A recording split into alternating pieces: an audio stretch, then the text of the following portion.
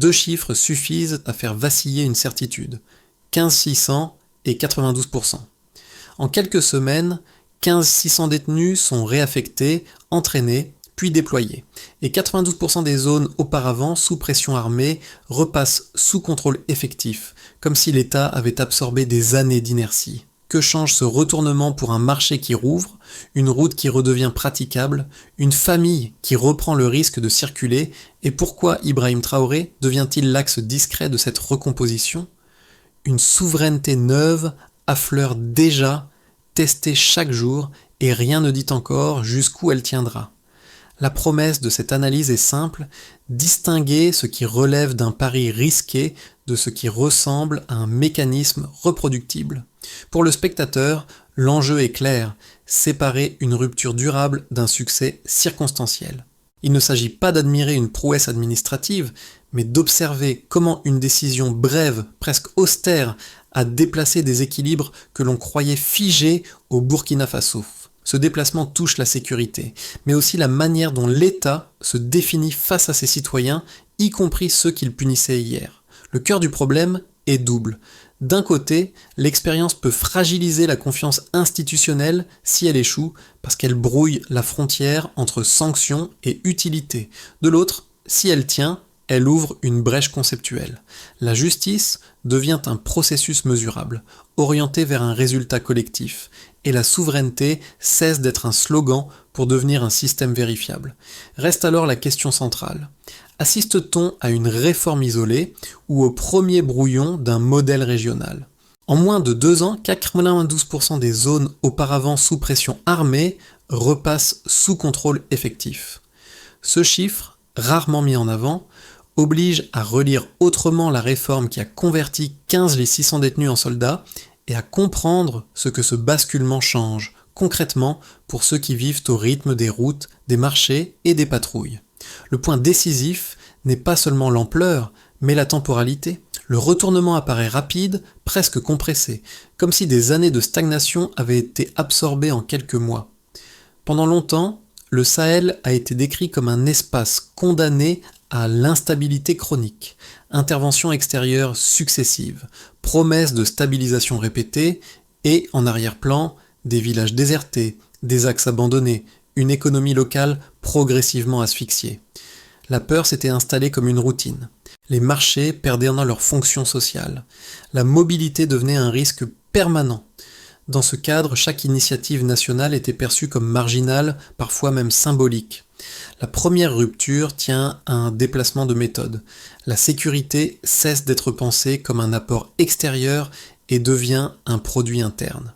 Sous l'impulsion d'Ibrahim Traoré, la reconquête territoriale s'articule à une réinvention institutionnelle où les décisions ne sont ni longues ni théoriques, mais brèves et opérationnelles.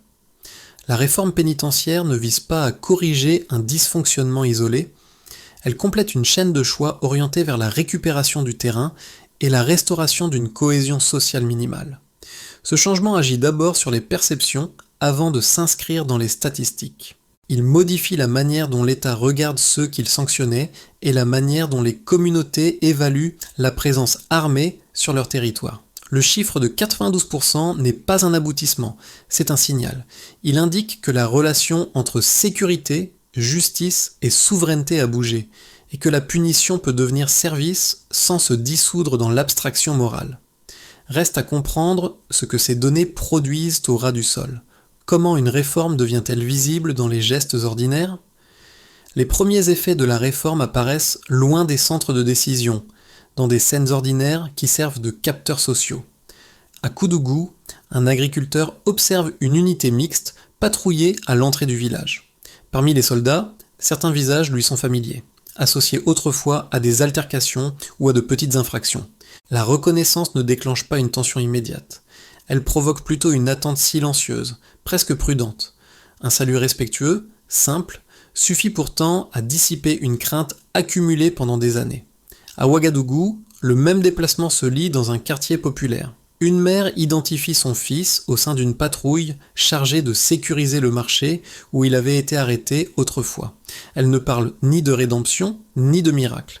Elle évoque un devoir rendu à la communauté. La formule circule sans slogan, comme une manière spontanée de nommer ce qui se joue, une réintégration visible évaluée par les comportements plutôt que par les discours. Ces micro-scènes ne cherchent pas à émouvoir, elles permettent de mesurer une chose précise. La réforme agit d'abord sur la perception collective avant même de produire des résultats chiffrés. La posture, la discipline observée, la constance des routines transforment progressivement l'interprétation de l'uniforme. Il cesse d'être un symbole de contrainte. Il devient un indicateur de responsabilité assumée. Et l'effet, lui, est tangible. Les marchés rouvrent, les déplacements reprennent, la peur recule sans déclaration officielle.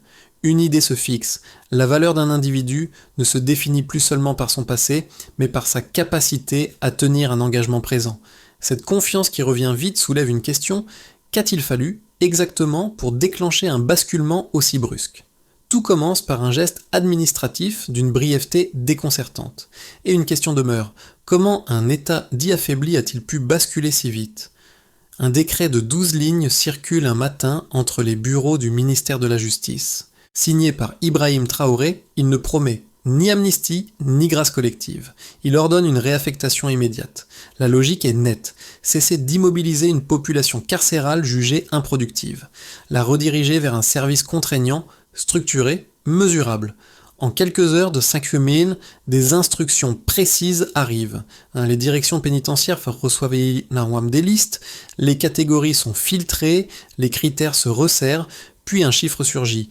15 600 noms émergent d'un système saturé. D'abord, l'activation se déroule volontairement vite. À Koudougou, à Bobo-Dioulasso, à Ouagadougou, les portes s'ouvrent sans cérémonie. Les détenus ne sont pas libérés au sens classique, ils sont absorbés. Un statut se referme, un autre commence, les chaînes disparaissent, des engagements formels prennent ta place. Le contraste frappe. La transition est brutale, presque sèche. Comme si l'État voulait éviter toute zone grise entre punition et service. La vitesse devient un message politique implicite. Le pays change de rythme. Le temps administratif se contracte. Les réactions restent contenues. Curiosité, méfiance, silence parfois. Mais le mouvement, lui, continue. Les registres sont mis à jour. Les circuits logistiques se réorganisent. Les personnels pénitentiaires deviennent des relais. Les centres reçoivent de nouveaux flux. L'opération n'a pas besoin de grands discours. Elle avance par procédure. Puis vient le moment de l'entraînement. Quelques jours plus tard, le basculement se matérialise à Pau, dans un centre d'entraînement improvisé, mais rigoureusement encadré. Sous un soleil écrasant, des milliers d'hommes sont alignés. Les instructeurs imposent une discipline sans concession.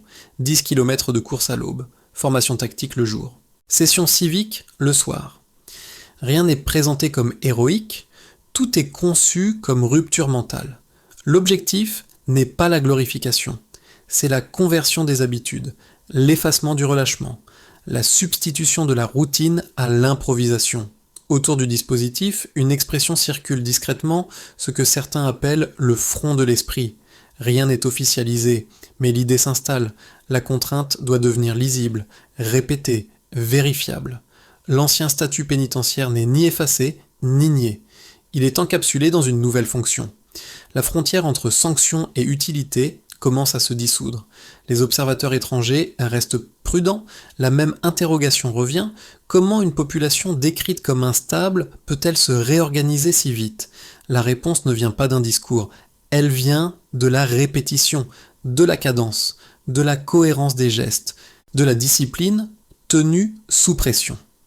Enfin, les répliques civiles apparaissent presque aussitôt. Dans les villages, la présence des unités modifie les comportements.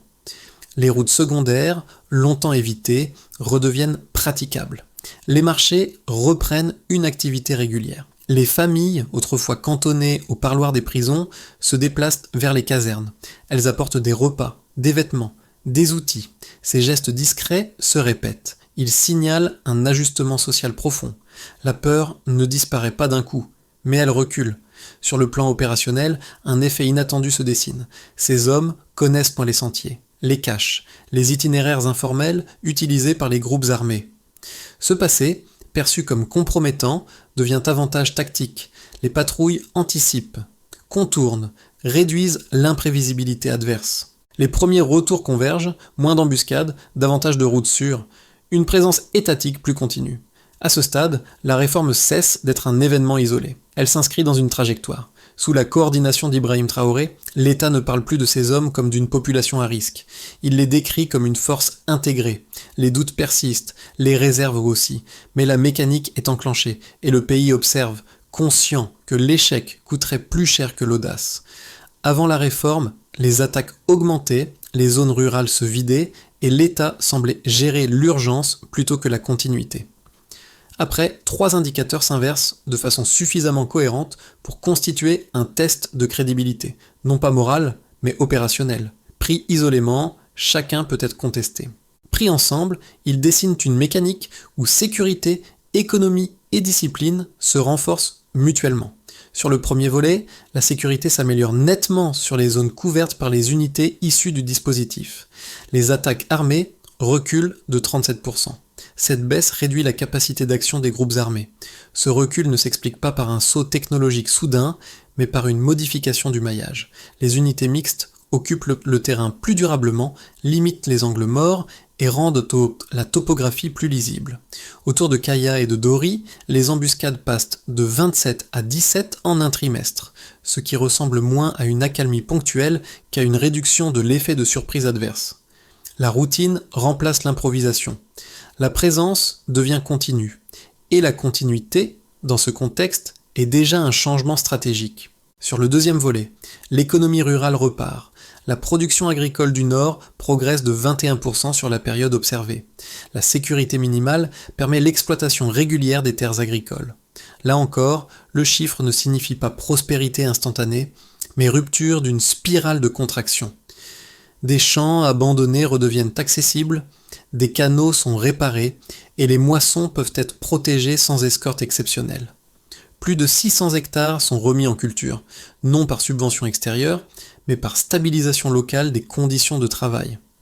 Les marchés hebdomadaires reprennent leur fonction de régulation, les transporteurs recommencent à circuler et les flux cessent d'être des prises de risques exceptionnelles. Ce redémarrage ne transforme pas l'économie nationale en quelques semaines, mais il réintroduit un rythme, semer, récolter, vendre, recommencer. Et ce retour du cycle est en soi un signal politique. Sur le troisième volet, le plus sensible, la discipline se lie dans la récidive. Le taux enregistré tombe à 0 parmi les détenus intégrés au dispositif. La discipline collective devient vérifiable plutôt que seulement punitive. C'est l'indicateur le plus sensible, parce qu'il bouscule les attentes habituelles. Les critiques évoquent un effet de court terme, ou une sous-déclaration. Pourtant, aucun cas de désertion n'est signalé. Aucune rupture de discipline majeure n'est rapportée. 4 établissements pénitentiaires ferment, libérant des ressources redéployées vers des infrastructures civiles. L'institution semble produire un alignement inédit entre contrainte, responsabilité et utilité sociale. La sanction ne disparaît pas, elle change de forme, et sa forme devient mesurable. Ce qui rend ces 3 données plus robustes qu'une simple addition, c'est leur articulation. La baisse des attaques sécurise les routes. Des routes plus sûres rendent les marchés possibles. Des marchés actifs soutiennent l'agriculture. Une reprise agricole stabilise les communautés, donc la coopération avec les forces déployées. Et une discipline sans récidive réduit l'argument selon lequel la conversion peine-service serait intrinsèquement instable. Sous l'impulsion d'Ibrahim Traoré, la réforme n'est pas présentée comme une réussite morale. Elle est décrite comme un système évalué par des écarts observables entre un avant et un après. La lecture la plus prudente consiste à reconnaître un déplacement réel sans conclure à une victoire définitive. Les chiffres ne garantissent pas la durabilité. Ils attestent d'une capacité à produire de l'ordre là où dominait la fragmentation. Et c'est précisément ce qui ouvre le débat suivant. Comment répondre aux objections les plus solides sans se réfugier dans le récit? 2 objections dominent l'analyse prudente de ce dispositif et elles méritent d'être formulées dans leur version la plus solide, sans caricature. La première met en avant le risque de stabilité. Armée d'anciens détenus créerait, selon cette lecture, un danger intrinsèque pour l'ordre national. Une force issue des prisons pourrait demeurer traversé par des loyautés fragiles, des tensions internes et une discipline seulement superficielle. Sous stress opérationnel, l'indiscipline pourrait ressurgir, et un incident isolé suffirait à fissurer la confiance publique. À cette inquiétude s'ajoute un point éthique. Convertir une peine en service militaire brouille la frontière entre justice et utilité et pourrait affaiblir la légitimité du processus judiciaire. L'État risquerait alors de substituer l'efficacité immédiate à la cohérence du droit. La seconde redoute une militarisation de la détresse sociale. Transformer la marginalité en ressource sécuritaire pourrait établir un précédent ambigu. Au lieu de traiter les causes de la misère, l'État serait tenté d'en faire un réservoir structurel. Si les résultats actuels étaient temporaire, l'effondrement serait surtout psychologique. La confiance acquise se retournerait en sentiment de trahison. Et paradoxalement, plus le succès initial est rapide, plus le coût de l'échec devient élevé. Face à ces critiques, la réponse la plus robuste ne consiste ni à moraliser ni à minimiser, mais à revenir aux éléments observables mentionnés plus tôt. Aucun cas de désertion n'est signalé, aucune rupture de discipline majeure n'est rapportée. Le taux de récidive enregistré tombe à 0 parmi les intégrés. Sur les zones concernées, les attaques reculent de 37% et la production agricole progresse de 21%. Ces chiffres ne prouvent pas une perfection, mais ils contredisent les scénarios les plus pessimistes qui prédisaient un effondrement rapide ou un chaos interne. Le point décisif est méthodologique. Sous l'impulsion d'Ibrahim Traoré, le dispositif est présenté comme expérimental, donc évalué, plutôt que comme un récit définitif. Cela n'annule pas les risques. Cela impose une règle, reconnaître les craintes, puis vérifier si le terrain les confirme ou les invalide.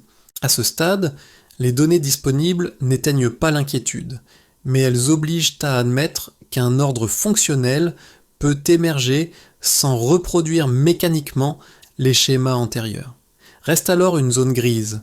Si l'ordre local se réinstalle, qui vacille lorsque le terrain redevient lisible. Un silence devient stratégique. Dans le Sahel, des signaux ténus apparaissent sans revendication claire. Des drones non identifiés survoltent des zones reprises. Certaines fréquences sont brouillées dans le nord. Des trajectoires aériennes semblent partir d'anciennes bases sans explication publique. Rien n'est confirmé, rien n'est formellement nié. Et ce vide d'interprétation agit comme un message.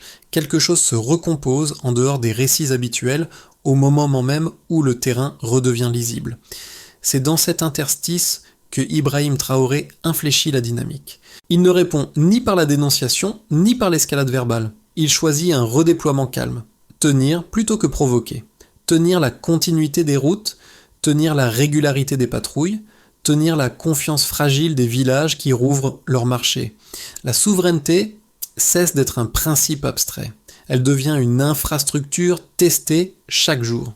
Le basculement change alors la question. Il ne s'agit plus seulement de savoir si l'État peut reconquérir. Il s'agit de savoir si l'ordre local peut se stabiliser malgré des pressions implicites. La confrontation n'oppose plus uniquement soldats et groupes armés, elle oppose deux lectures du Sahel, dépendance reconduite ou réinvention assumée. Et maintenant, la curiosité ouverte ici appelle une réponse concrète. Que produit au quotidien cette stabilité retrouvée ? Ce que produit, au quotidien, la stabilité retrouvée se lie d'abord dans une évidence simple. Quand l'ordre revient, les intérêts qui vivaient séparés recommencent à se recouper. La réforme ne reste pas cantonnée à l'appareil sécuritaire. Elle reconfigure des routines, des coûts, des attentes et même une certaine idée de ce que l'État doit prouver pour être cru. Pour l'État, la reprise territoriale change la nature même de l'action publique. Il ne s'agit plus seulement de répondre à des crises fragmentées, mais de rétablir une continuité minimale. Plus de 120 axes commerciaux rouvrent et des dizaines de villages retrouvent un marché hebdomadaire fonctionnel. Cette lisibilité administrative réduit les coûts d'urgence, permet de redéployer des ressources et transforme la souveraineté en capacité observable. Tenir des services, maintenir des itinéraires, faire circuler des agents sans que chaque déplacement ressemble à une expédition. Sous l'autorité d'Ibrahim Traoré, la souveraineté cesse d'être un discours et devient une gestion testée, jour après jour, par l'usage réel du territoire. Pour les forces de sécurité, l'impact est opérationnel. Les unités issues de la force M, de la réforme, ne remplacent pas les forces régulières, elles les complètent. Leur connaissance des itinéraires informels, des zones grises et des habitudes locales réduit l'imprévisibilité. La baisse des embuscades, évoquée ailleurs, se traduit ici par une mobilité accrue et une fatigue moindre. Les patrouilles deviennent plus régulières, moins défensives, moins centrées sur l'urgence. Et cette normalisation du rythme modifie la psychologie des troupes. La mission n'est plus vécue comme une succession de chocs, mais comme une présence durable. Dans un conflit asymétrique, la routine devient une arme, précisément parce qu'elle réduit l'espace laissé à l'adversaire. Pour les communautés locales, les conséquences sont immédiatement perceptibles, parfois sans qu'il soit besoin de les annoncer. Les marchés rouvrent sans escorte exceptionnelle. Les transporteurs reprennent les axes abandonnés. Les artisans et commerçants circulent à nouveau. Dans les zones rurales, la sécurisation des champs et des canaux permet une reprise agricole continue, cohérente avec la progression de la production observée. Et des gestes de confiance se multiplient. Repas déposés aux casernes, outils partagés, coopération spontanée. L'uniforme n'incarne plus uniquement la contrainte, il devient un indicateur de protection, même si les blessures passées ne disparaissent pas. La peur recule, non pas par proclamation, mais par répétition de preuves. Pour les acteurs régionaux, l'effet est stratégique. Le Mali et le Niger envoient des délégations pour observer le dispositif, non par fascination idéologique, mais par pragmatisme. Le modèle intéresse parce qu'il repose sur des ressources internes et une discipline mesurable. Les anciennes puissances, elles, restent prudentes. Elles évoquent une expérience non conventionnelle sans la qualifier, comme si le vocabulaire manquait pour intégrer une stabilisation produite localement sans soutien massif visible. Si le dispositif tient, il crée un précédent régional difficile à ignorer. Ces 4 lectures convergent vers un même point. La réforme ne produit pas seulement des gains sectoriels, elle réaligne des intérêts. L'État retrouve une capacité d'action, les forces opèrent avec moins d'attrition, les communautés réinvestissent l'espace public, les voisins observent une alternative. La question devient alors inévitable. Comment cette dynamique peut-elle évoluer dans les 6 à 12 prochains mois? Et si cette dynamique tenait, qu'est-ce qui changerait vraiment dans un an? À horizon de 6 à 12 mois, 3 trajectoires se dessinent, chacune fondée sur des conditions observables plutôt que sur des prophéties. Elles ne décrivent pas un destin, mais un ensemble de points de bascule, discipline, logistique, confiance sociale et capacité de l'État à consolider sans s'épuiser. Dans le scénario de base, la consolidation se poursuit sans accélération. La dynamique actuelle se prolonge, mais sans flambée spectaculaire. Les routes sécurisées restent praticables, les marchés rouverts continuent de structurer la vie locale, et les unités issues de la fête-sésite, de la réforme, s'intègrent plus clairement aux forces régulières.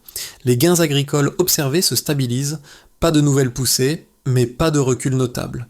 La baisse des incursions armées se poursuit à un rythme modéré. Dans ce cadre, l'État consolide des acquis fragiles mais réels.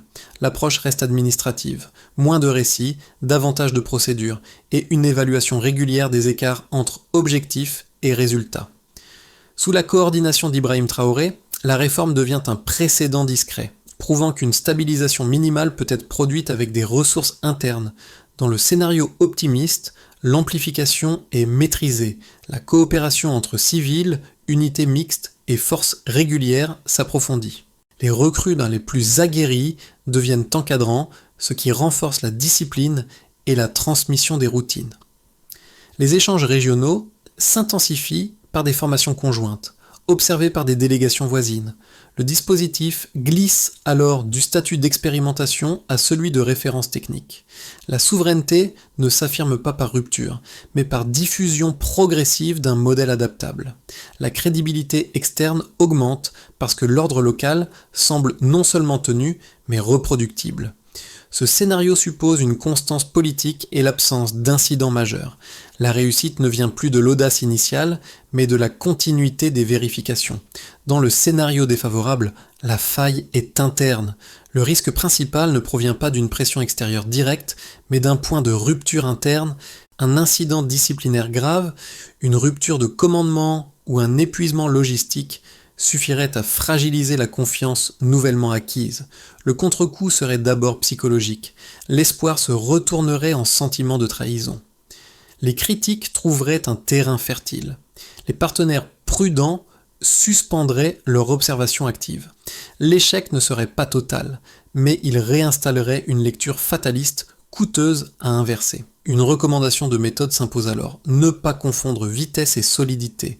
Avancer par consolidation plutôt que par accumulation. Mesurer chaque étape avant d'en ouvrir une nouvelle. Car la vraie question n'est plus de savoir si le basculement a eu lieu, mais si la société peut en supporter le poids sans se briser. Pour une partie de la jeunesse urbaine, la réforme cesse d'être une mécanique institutionnelle abstraite et devient un miroir. Les images d'entraînement largement diffusées ne sont pas perçues comme de simples démonstrations militaires, mais comme la preuve qu'un parcours peut être redirigé. Des étudiants n'y lisent pas une glorification de la dureté, mais une idée plus dérangeante. L'échec n'est pas forcément définitif, et une trajectoire peut se réorganiser sous contrainte, discipline et répétition. Ce regard est ambivalent. Il admire la capacité d'action, tout en craignant le prix humain et moral de la méthode. Dans les familles, l'impact se joue sur un registre plus intime. Celles qui attendaient autrefois derrière les barreaux attendent désormais lors des parades ou des permissions. Le même visage, autrefois associé à la honte, apparaît sous un uniforme qui impose le respect. La douleur du passé ne disparaît pas. Elle change de forme. Les repas déposés aux casernes, les vêtements offerts, les outils prêtés lors de travaux communautaires deviennent des gestes de soutien discret. La réconciliation ne passe pas par des déclarations officielles, mais par une accumulation de preuves quotidiennes. Discipline tenue, engagement respecté, présence régulière. Pour la diaspora, la transformation agit comme un contre-récit. À distance, beaucoup avaient intégré l'image d'un pays condamné à la dépendance ou à l'instabilité chronique. Observer une réforme produite et évaluée localement suscite des débats nourris. Certains y voient un modèle de dignité active. D'autres rappellent la fragilité de l'expérience et la possibilité d'un retournement brutal. Mais un point commun se dégage. L'État redevient lisible. Il ne promet pas l'idéal. Il démontre une capacité d'action. Ce qui touche réellement le spectateur n'est ni la statistique ni l'uniforme. C'est la possibilité d'un changement collectif mesuré, visible, encore imparfait, mais assumé. Et cette possibilité oblige chacun à se demander ce qu'il attend d'une justice. Punir ou produire une responsabilité partagée. La réforme change de nature au moment précis où elle cesse d'être improvisée et devient une doctrine opératoire. La réponse à la question ouverte précédemment est donc méthodologique. Elle peut tenir si elle se dote de garde-fous, d'indicateurs et d'un calendrier lisible. Sous l'autorité d'Ibrahim Traoré, la trajectoire n'est pas présentée comme un récit, mais comme un système ajustable, exposé aux preuves. D'abord, il s'agit d'unifier la tutelle, dès les premiers mois, en installant une codirection défense-justice sur l'ensemble des centres de formation. L'objectif est d'imposer des critères identiques de sélection, un suivi disciplinaire harmonisé et des audits réguliers afin de prévenir les dérives et de garantir que chaque recrue traverse le même filtre indépendamment de son passé. Ensuite, l'entraînement doit être standardisé sur une période plus large, en combinant l'expérience des instructeurs militaires et l'encadrement pénitentiaire reconverti. La séquence reste lisible, tactique, routine de terrain, module civique. La mesure se fait sur des faits simples, incidents disciplinaires, stabilité des unités, absence de désertion.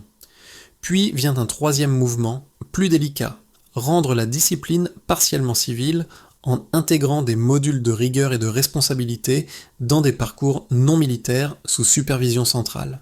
L'objectif n'est pas de militariser la société, mais de rendre la continuité institutionnelle plus cohérente.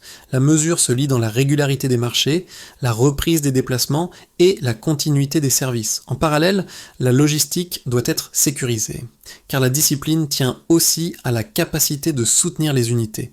Alimentation, équipement, rotation et cadence de patrouille. Les axes rouverts deviennent alors une métrique tout autant que la fatigue opérationnelle. Enfin, le dispositif doit rester exposé aux chiffres dès maintenant en suivant la récidive les villages sécurisés, les infrastructures remises en service et les économies budgétaires redéployées. La publication d'écarts avant et après, sans triomphalisme, devient une protection contre le dogme. Lors du premier grand défilé à Ouagadougou, un écho des scènes observées dans les villages refait surface, mais à une autre échelle. Les 1500 hommes avancent en rang serré, non plus dispersés par leur trajectoire passée, mais unifiés par une posture commune. Parmi eux, certains répètent le même salut simple aperçu à Koudougou, celui qui avait suffi à dissoudre la peur d'un agriculteur. Le geste, reproduit devant la foule, agit comme un rappel silencieux. La réforme ne nie pas le passé, elle exige une tenue nouvelle. Au milieu des rangs, Ibrahim Traoré ne se tient pas à distance. Il marche, observe, ajuste, le message n'est pas spectaculaire, il est lisible. La transformation ne repose ni sur l'oubli, ni sur la glorification, mais sur une continuité d'exigence, répétée jusqu'à devenir une norme. Dans la foule, les réactions restent retenues, presque prudentes. Pourtant, quelque chose se déplace. La peur recule sans proclamation. La fatalité se fissure. L'idée d'un recommencement collectif cesse d'être théorique, parce qu'elle devient visible, mesurée, incarnée. Une phrase circule sans être scandée. La valeur d'un individu se prouve dans l'engagement présent, et c'est peut-être là le point le plus durable, une cohérence assez concrète pour être transmise sans avoir besoin d'être glorifiée. Le Burkina Faso ne cherche pas à imposer un modèle ni à revendiquer une exception. Il expose une possibilité, celle d'une justice qui ne s'arrête pas à la sanction, d'une souveraineté qui se mesure dans les usages quotidiens et d'une société qui tente de transformer une vulnérabilité en levier d'action collective. Rien dans cette trajectoire n'est spectaculaire au sens classique. Tout repose sur des ajustements progressifs, des choix observables et une cohérence qui se construit dans le temps. Pour l'observateur, l'enjeu n'est pas d'adhérer ou de rejeter. Il consiste à examiner les faits, confronter les lectures et questionner les limites sans nier les déplacements réels. Si l'expérience tient, elle reconfigure ce que l'on croyait immuable. Si elle échoue, elle rappelle le coup des paris trop rapides. La discussion ne demande ni conviction préalable, ni conclusion hâtive. Elle invite à penser ce qui devient possible lorsque les certitudes vacillent. Alors, une dernière question demeure.